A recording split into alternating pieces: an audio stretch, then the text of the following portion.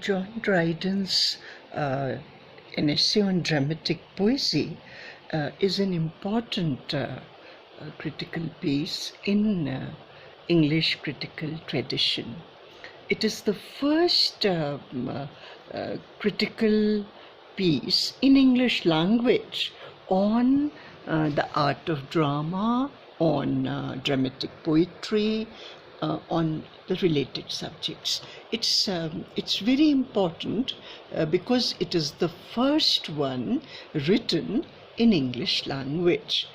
Earlier than that, we have Greek tradition, Western tradition, but Dryden is called the father of English criticism because he started analyzing drama systematically, scientifically, in a very proper manner, so to say, in a very systematized manner. So this text is very important for the students of English literature. This piece came in 1668. Dryden was born in, I think, 1631, 1700, and died. And he had a very eventful life. His parents were gentle. His father was a country gentleman from village, but landed gentry. And when he was 11 years of age, civil war broke in England, and his parents were revolutionary enough to side with the Parliament. They sided with the Parliament. So that was the time when English democracy was developing, was budding, so to say. So he studied in the famous Westminster School, where classical education was exemplary. He was taught in the classical tradition, and he did his graduation from Cambridge, Trinity College, and those were the days when graduation was so rare and it was so difficult. So he was a very studious scholar. His knowledge was immense, and at the same time he was a courtier, a politician, and his ambition, his literary ambitions were forever associated with the court. He could never separate the two. He even changed his views, political views, to suit the structure of power, and he wrote poems in praise of the monarch, to please the monarch, and he wrote long poems, satirical poems to target fellow courtiers who were not favoring him. So, very practical person. He married also accordingly. He married the daughter of an earl who was very well established politically, had 3 sons. So Dryden was a very practical man, a very worldly man, but at the same time very skilled, highly knowledgeable, a very dominating figure. And after his death, for about 1 century, he dominated the scene completely. Even after that, even today, we begin English criticism with this text which I'm talking about, an essay on dramatic poesy. So it is the first sensible, judicious, exploratory kind of a work, and it is written in an informal style. It is into scientific inquiry. It is a scientific inquiry into the art of drama. And it is written in semi-dramatic form. It makes it so interesting. Otherwise, you have all the critical pieces are written one sentence after another in totally dull, prosaic manner. But here you have it in a semi-dramatic form. So he talks about the form of drama, the morality of drama, but he's a classical. You see, Dryden, John Dryden, we all know, is called neoclassicist. He adheres to rules. He's so particular about couplet and the form of couplet and heroic couplet in particular, and he writes satirical, so pungent and bitter, even bitter pieces, we can say. So he is that kind of a creative writer, but at the same time, he is not enslaved by classical rules. That's the best thing about Dryden here, that he is not enslaved. He's not. He does not succumb to the classical pressure, so to say. So there are four characters here. One is Eugenius, one is Critus, one is Lycidius, and one is Neander. So all he has like the old, morality plays of past, where good, the name of the character was goodness, and one character was evil, and one was virtue, and virtue beat evil, and evil fell off. So this is the old tradition of morality, miracle plays. He, in a way, he follows, because he has given names to these characters, and each character stands for a particular critical stand. Each character has a defined role. So Critus supports ancient writers, he supports Unities, he supports Aristotle. Eugenius, the word Eugenius means well-born, born in a high family, and he supports modern drama of that time, the time of Dryden. He supports modern drama, and he does not support the ancient drama at all. And then we have Lycidius, as the name suggests, he supports French drama. He says that French drama is superior to English drama. And Neander is the balanced voice. He supports English drama. Of course, he establishes the superiority of English drama over all other dramas, French or classical. He establishes the superiority of English drama, but at the same time, he is not blind to the positive points of ancient drama. He's not blind to French drama. He is balanced, and we can say that we hear the voice of Dryden through Neander. Neander is one person who represents Dryden here. So it's a very interesting plot, और discussion बहुत ही अच्छा है. Discussion is very, very enriching. Neander is not in support of French drama at all. He says that French drama is lifeless. It has the beauty of a statue, but not of a man. He says that मूर्ति जैसा है. French drama तो बिल्कुल lifeless, ऐसे मूर्ति जैसा है. इंसान की खूबी तो उसमें है ही नहीं. That is how he puts it. He says that too much gravity is not good. इतना भी सीरियस होने की ज़रूरत नहीं है. Drama is an art form. ठीक है, मतलब it gives you a lesson. Of course, everything gives you a lesson, but it has to be interesting. So too much gravity is not good. We should refresh the soul from time to time. This is what Neander says. And tragicomedy is the form, according to Neander. He says that tragicomedy, where we combine, where it is of course, as we all know, it's a gift of English drama. It's a gift given by English drama, by Shakespeare to be particular, to the dramatic world. And he says that it heightens the emotion. It heightens both the emotions, both fun and sorrow, both laughter as well as tears.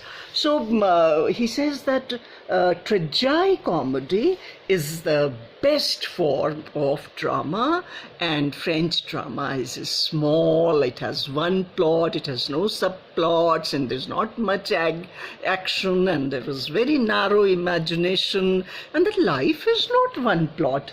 Life is so complex, so many things keep happening all the time. Life is multi-layered.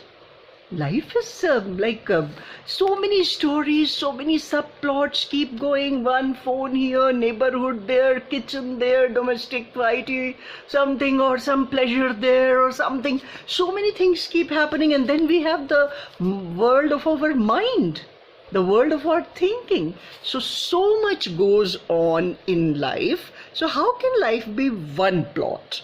ये कौन सी बात हुई? ये उसको बिल्कुल पसंद नहीं है. वो कह रहे हैं कि नहीं भाई, सब प्लॉट्स तो होना चाहिए. So we have so many subplots in English drama, and that is the superiority of English. He prefers Shakespeare. यहाँ पर आप इस बात को देखिए, देखने वाली बात है that Dryden himself is a classicist. Dryden himself is someone who was so particular about rules. He's a classicist.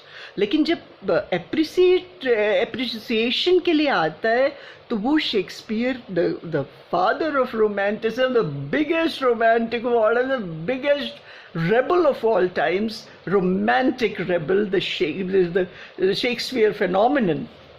इतनी तारीफ, मतलब इतने अच्छे से. This is the beginning of Shakespearean criticism also, क्योंकि वो वक्त ताज़ा ताज़ा था ना. मतलब उस समय शेक्सपियर का इतना, जो आज हम इतने सालों बाद देख रहे हैं, 400-500 साल बाद, अभी कोई शेक्सपियर को कुछ बोलने से पहले एक बार सोचेगा. पर उस समय तो वो दैट वाज स्टिल, वो legacy was the critical legacy, और वो जो सारे nuances and layers and all, it was still being explored. तो वो यहाँ से शेक्सपियरियन क्रिटिसिज्म की भी हम एक तरह से हम कह सकते हैं, एक तरह से क्या मतलब कह ही सकते हैं कि यहाँ से शेक्सपियरियन क्रिटिसिज्म की भी शुरुआत होती है. So he appreciates Shakespeare absolutely, the greatest in scope, the greatest in faithfulness to life, जिंदगी के नज़दीक है. और वो तो है ही, हम सब इस बात को जानते हैं और महसूस करते हैं. बट ड्राइडन ने इस बात को पहले बोला. So critics comes along and he says, why rhyme in play? Why on earth? क्या हम कविता में बोलते हैं? हम क्या जिंदगी में पूरे टाइम करो आ जाओ ना, चलो ना, ऐसे तो बोलते नहीं. हम तो प्रोज में बोलते हैं. तो फिर ड्रामा में, पोइट्री में क्यों बोलते हैं? Why rhyme in poetry? ये क्राइटस का पॉइंट है, और वो बिल्कुल एकदम भी तैयार नहीं इसके लिए. And he says that blank verse we can still accept, but rhyming, तुकांत कविता, it's not acceptable at all. And Aristotle says that tragedy should be written in poetry which is near to prose. ये क्राइटस का point है, which is a valid point, I think. And blank verse is acceptable, blank verse चल सकता है, but not rhyming poetry as such. So Critus says that ancient drama is a good imitation of life. It's very true to life, and ancient writers depicted life very well. They followed the unities of time, place and action. मतलब ये तो बिल्कुल एकदम यही हो गया, नियम ही पकड़ गया है कि unity of time, place, action, unity of time, place, action. So Critus says that ancients were very good because they followed unities of time, place and action. And he says that modern drama क्या, ये तो it's a shadow of Aeschylus, Sophocles, Seneca, Terence.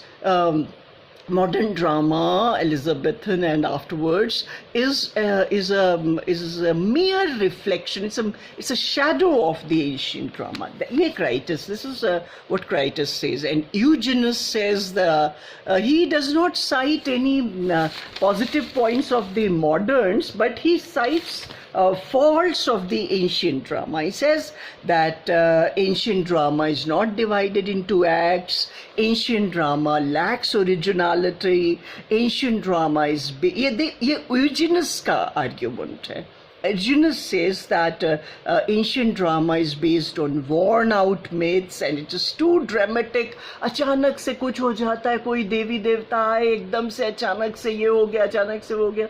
It's too dramatic. It's difficult to believe, and it disregards poetic justice, and the wicked people prosper. ये कौन सी बात हुई? This is wrong. Eugenides says that this is something wrong about ancient drama. It lacks warmth, it lacks affection, and he says that the heroes of Homer were gluttons. Heroes of Homer they had such vast appetite for food. कितने foodie थे. They were so foodie. How can they be called heroes? So he criticizes heroes of Homer, and he says that French heroes give up everything: sleep, water, food, everything for love. French heroes give everything for love, but ancient heroes were gluttons. That's what he says. And Lycidius, as his name suggests, he prefers French drama. He says the French drama of the 17th century is led by Pierre Corneille. It's the best. It maintains time, pace. Pace को importance दिया है यहाँ पर कि ठीक है, time, unity of time ठीक है कि आपने 3 घंटे का एक्शन दिखाया, वो बात अपनी जगह ठीक है, पर पेस जो है, किस स्पीड से एक्शन हो रहा है, that is very good in French drama. This is what Lycidius says, and he says that the French are so good. They don't mix tragedy and comedy at all, and poetic justice takes place, and they even alter original plot sometimes. तो ये जो है वो he supports French drama. Neander comes, of course, again, and he says that human actions seem more real if they are given enough time to develop. मतलब Shakespeare ने unities को ऐसे छोड़ दिया, बिल्कुल ध्यान ही नहीं दिया, क्योंकि वो उस लायक था, वो उस चीज को करने के सक्षम था. Shakespeare had the capacity to play with unities. He says that when you give time to some action, it seems more natural. कोई चीज ripen होती है ना, कोई चीज धीरे धीरे होती है ना, that sense is given by Shakespeare. He says that the largest and the most comprehensive soul, Shakespeare, true to life. English language is at its best. He calls Shakespeare Homer, or father of English drama. He says that Ben Jonson might be Virgil and very elaborate patterns and all, but Shakespeare is lovable. Shakespeare is lovable as a playwright, because he is so interesting and he depicts all the depths of life, and he is so true to life and at the same time so entertaining. तो Shakespeare का यहाँ से शुरू एक recognition शुरू होता है. And he criticizes French drama. French drama is lifeless. और बिल्कुल Neander जो है वो यहाँ पर he establishes the superiority of English drama. So this is how this text goes. It's very